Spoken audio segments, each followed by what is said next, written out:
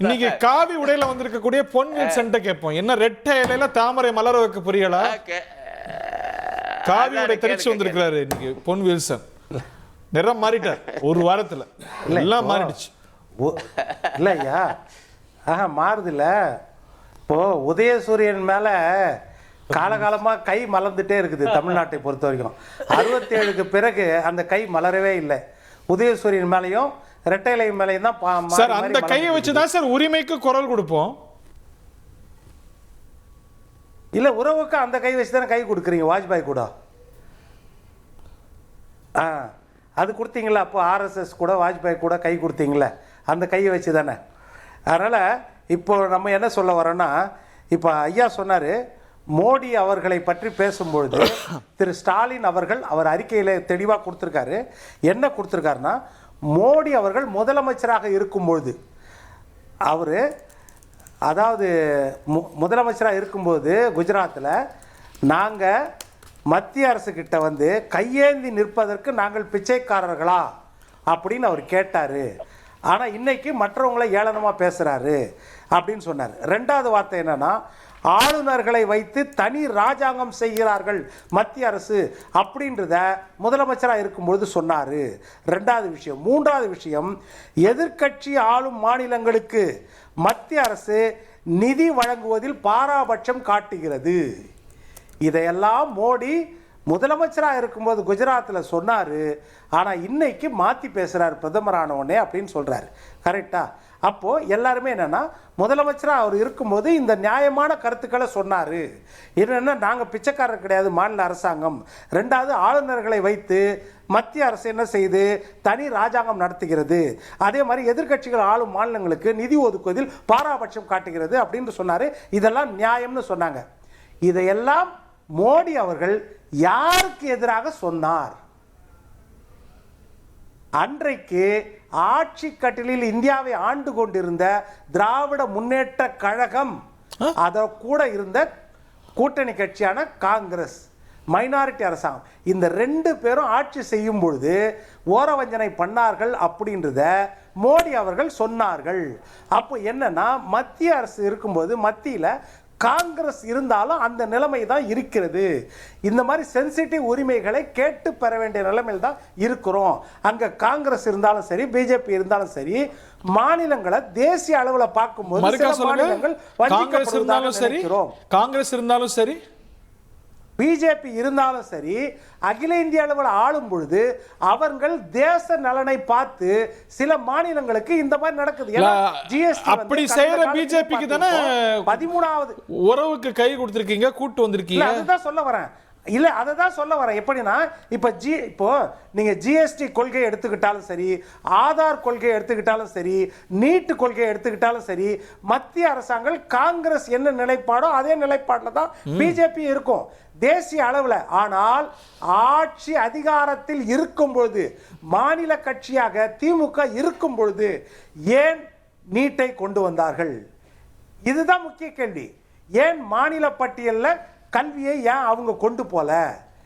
இதெல்லாம் மிகப்பெரிய கேள்வி. அதாவது மாநில உரிமைகளுக்காக இன்றைக்கு தீர்மானம் போடுறீங்க.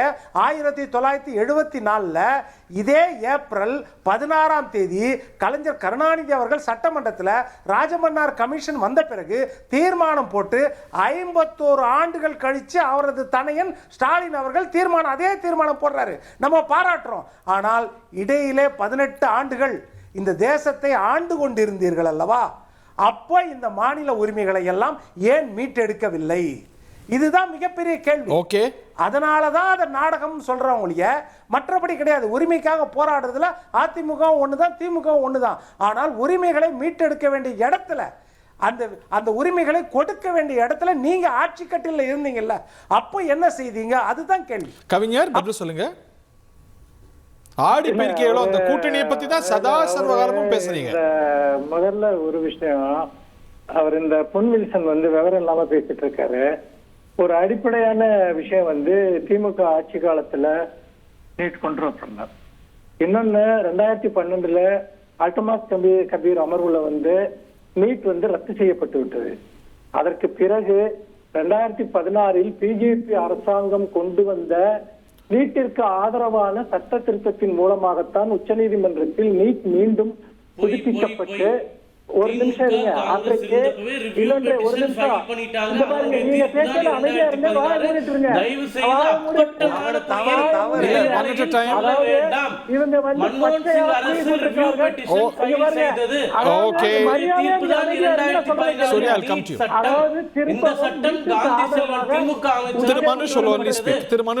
ஒரு நிமிஷம் 2012 உச்ச நீதிமன்றத்தால நீட்டா அல்டமஸ் கபீர் தலைமையிலான அமர்வுல ரத்து செய்யப்பட்டு விட்டது.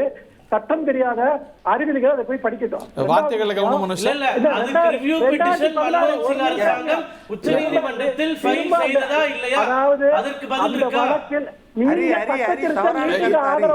நீங்க கிளாரிஃபை பண்ணுங்க உங்க ரவுண்ட்ல.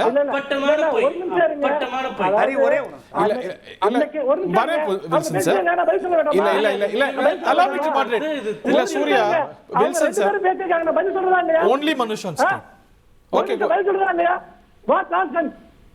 அப்ப வந்து என்னன்னு கேட்டீங்கன்னா, இரண்டாவது உச்ச நீதிமன்றத்துல பாஜக அரசு நீட்டிற்கு ஆதரவாக வாதாடியதா இல்லையா, நீட்டிற்கு ஆதரவாக அது நின்றதா இல்லையா? அப்போது அன்றைய அதிமுக அரசு தான் அன்றைக்கு கூட்டணியில் இருந்தது. ஒரு பச்சையான வெளிப்படையான உண்மைகளை திரித்து இன்றைக்கு நீட் இன்றைக்கு இவ்வளவு தூரம் அமல்படுத்தப்பட்டதற்கு செயல்படுத்தப்பட்டதற்கு காரணம் பாஜகவும் பாஜகவோடு கூட்டணியில் இருந்த அதிமுகவும் தான் காரணம். அன்னைக்கு வந்து இந்திய மருத்துவ கவுன்சில் வந்து நீட்டை கொண்டு வந்தாங்க. ஆனா திமுக அது முழுமையாக எதிர்த்தது. அது மட்டுமல்ல, எல்லா விதமான நுழைவுத் தேர்வுகளுக்கும் எதிராக கலைஞர் அன்னைக்கு சட்டம் ஏற்றினார். இது வந்து ஒரு அடிப்படையான அறிவுள்ளவங்களுக்கு கூட தெரியும். திமுக ஆட்சியில் இருந்த வரைக்கும் தமிழ்நாட்டுல நீட் வரல, வீட்டுல விளக்கு தமிழ்நாடு இருந்தது. இதெல்லாம் தெரியலன்னா போய் படிச்சுக்கிட்டோம். ரெண்டாவது விஷயம், திமுக வந்து பாத்தீங்கன்னா போய் பார்த்து பயந்து நடுங்குது, அதாவது இவங்களை பார்த்து பயப்படுது அப்படின்னு. யார் சார் பயப்படுறா? யார் பயப்படுறா? அதாவது நெப்போலியனோட வாட்டர்லூ போரை பத்தி நீங்க கேள்விப்பட்டிருக்கீங்க. அதாவது அவர் வெல்லவே முடியாதவர் நெப்போலியன் அப்படிங்கிற அந்த நெப்போலியனை வாட்டர்லூல தோக்கடிச்சாங்க. அதே மாதிரிதான் வந்து இன்னைக்கு வந்து ஒரு பெரிய எந்த மாநிலத்துல வேண்டாலும் தான் நினைச்சதையெல்லாம் செய்யக்கூடியவர் என்று சொல்லப்பட்ட அமித்ஷாவும் மோடியும் தமிழ்நாட்டில் தொடர்ந்து சித்தாந்த ரீதியாக தோற்கடிக்கப்படுகிறார்கள், சட்ட ரீதியாக தோற்கடிக்கப்படுகிறார்கள். அந்த அவமானத்தை தாங்க முடியாமல் இன்றைக்கு என்ன செய்வது என்று தெரியாமல் தத்தளித்துக் கொண்டிருக்கிறார்கள். இதுல அடிப்படையான விஷயத்தை நல்லா யோசிச்சு பாருங்க. இன்னைக்கு போய் கவர்னர் போய் குடியரசுத் தலைவரை பார்க்கிறாரு. குடியரசுத் தலைவரை அதாவது பாதிக்கப்பட்ட 2 பேரும் சந்திக்கிறாங்க. என்ன சந்திப்பு? அதாவது நீ வந்து பாத்தீங்கன்னா நீ பிரச்சனையை உருவாக்குறது பார்த்தாருன்னு எங்களை சேர்த்து பிரச்சனையில வந்து மாட்டி விட்டுருக்க. நீ ஒரு பொம்மை பதவியில இருக்க மாதிரி தான் நாங்களும் ஒரு பொம்மை பதவியில இருக்கோம். இல்ல பதவிகளை மதிச்சு பேசுவோம். இல்ல நான் மதிச்சு தான் பேசுறேன். ஆனா சுப்ரீம் கோர்ட் உங்க எல்லாத்துக்கும் சட்டப்படியான ரெஸ்ட்ரிக்ஷன் இருக்கு, அந்த ரெஸ்ட்ரிக்ஷனை தாண்டி யாரும் செயல்பட முடியாதுன்ட்டு ஒரு உத்தரவை கொடுக்கிறப்போ இவங்க யாரோட எல்லா விதமான ஒரு பொசிஷன் இன்னைக்கு கேள்விக்குள்ளாகுது. இதுதான் இன்னைக்கு திமுக உருவாக்கி இருக்கக்கூடிய ஒரு விஷயம். அப்புறம் ஹரி நீங்க குறுக்கிட்டீங்க பதவிகளை மதிச்சு பேசுங்கன்ட்டு. ஏன் நாடாளுமன்ற திறப்பு விழாவில் மதிச்சு வந்துட்டு குடியரசுத் தலைவரை வந்து கூப்பிட்டாங்களா இவங்க புதிய நாடாளுமன்ற கட்டட திறப்பு விழாவுக்கு? இவங்க குடியரசுத் தலைவர் என்ன லட்சத்துல மதிச்சாங்கன்றதுக்கு 100 சம்பவம் நான் சொல்ல முடியும். அப்போ ரெண்டாவது வந்து பயம்றாங்க. இன்னைக்கு எதற்காக திமுக தலைவரை பார்த்து இவர்கள் அஞ்சுகிறார்கள், நடுங்குகிறார்கள் என்றால், இன்றைக்கு இந்தியா முழுக்க இந்த ஒன்றிய அரசு செய்து கொண்டிருக்கக்கூடிய அத்தனை அராஜகங்களுக்கும் எதிராக ஒட்டுமொத்த இந்தியாவையும் அவர் தட்டி எழுப்பி கொண்டிருக்கிறார். ஒரு நிமிஷம் சார் சொல்லுங்க. இவ்வளவு நேரம் வந்து பாத்தீங்கன்னா பொய்யையும் புரட்டையும் பேசிட்டு இருந்தாங்க. தொகுதி மறுவரை இன்றைக்கு வேற யாருமே அந்த பிரச்சனையை கவனிக்காம இருந்த சமயத்துல தொகுதி மறுவரை வந்து இன்னைக்கு வந்ததுன்னு சொன்னா எந்தெந்த மாநிலங்கள் பாதிக்கப்படும், தங்களுடைய பிரதிநிதித்துவத்தை இழக்கும், வட இந்தியாவிற்கு தென்னிந்தியா முழுமையாக அடிபணிய நேரிடும் என்பதை எடுத்து சொல்லி இன்னைக்கு இன்னும் ஒட்டுமொத்தமாக இந்தியா முழுக்க ஒரு பெரிய விழிப்பை இன்னைக்கு திமுக ஏற்படுத்தியது, திமுக தலைவர் ஏற்படுத்தினார். அதே போல மாநிலங்களுக்கான நிதி ஒதுக்கீடு சம்பந்தமான பிரச்சனை, இதை இடைவிடாமல் தொடர்ந்து சட்டமன்றத்திலும் நாடாளுமன்றத்திலும் அவர் எழுப்பினார். அதே போல இந்த புதிய கல்விக் கொள்கை, இந்தி திணிப்பு, நீட் எல்லாவற்றிலுமே ஒரு சமரசமற்ற போரை நடத்துகிறார். தமிழ்நாட்டில் மட்டும் உங்களுக்கு இந்த போரை நடத்தினா உங்களுக்கு பிரச்சனை கிடையாது. மாறாக அவர் ஒட்டுமொத்த இந்தியாவையும் விழிப்புணர்ச்சிக்கு ஆளாக்கி இருக்கிறார். ஒட்டுமொத்த இந்தியாவிலும் பாதிக்கப்படக்கூடிய ஒவ்வொரு மாநிலத்திலும் எதிர்காலத்தில் என்ன நடக்கப் போகிறது என்பதை பற்றிய ஒரு பெரிய விழிப்புணர்ச்சியை ஏற்படுத்தி இருப்பதனால் தங்களுக்கு ஒரு மிகப்பெரிய அபாயமாக மு க ஸ்டாலின் உருவாகி இருக்கிறார் என்பதை இவர்கள் நன்றாக பார்க்கிறார்கள். அப்படி பார்க்கிற போது இவர்களுக்கு என்ன தோணுகிறது என்று சொன்னால், எப்படியாவது தமிழ்நாட்டில் வந்து திமுகவை பலவீனப்படுத்தி விட முடியாதா, வீழ்த்தி விட முடியாதா என்பதற்காக இங்க இருக்கக்கூடிய Right.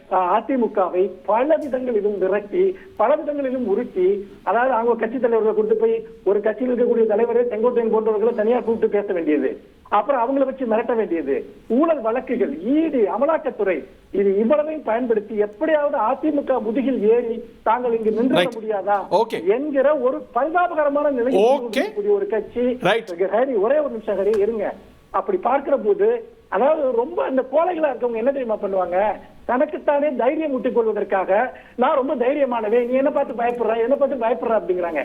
நாங்க பயப்பட வேண்டிய எந்த அவசியமும் கிடையாது. Okay. என்று கேட்டால், நாங்கள் செய்த மக்கள் நல திட்டங்கள், 4 ஆண்டுகளில் நாங்கள் செய்த ஆட்சி என்பது Right. தமிழ்நாடு முழுக்க எங்கள் பக்கம் இருக்கிறது. Right. நாங்கள் மாநில உரிமைகளுக்காக போராடுகிறோம், தமிழ்நாட்டிற்காக மட்டுமல்ல. Right. இந்த ஒன்றிய அரசினால் மிகப்பெரிய கொடுமைகளுக்கு ஆளாகி இருக்கக்கூடிய ஒட்டுமொத்த இந்திய மாநிலங்களுக்காகவும் நாங்கள் Point போராடுகிறோம். taken. அப்படி பார்க்கிற போது இவர்களுக்கு உண்மையிலேயே Right. இவர்களுக்கான தோல்வியின் சரித்திரத்தை Okay. தமிழ்நாடு எழுத போகிறது, தமிழ்நாடு Right. முதலமைச்சர் எழுத போகிறார். Right. அதனால் தான் எங்களை பார்த்து அஞ்சுகிறார்கள், நடுங்குகிறார்கள். Okay okay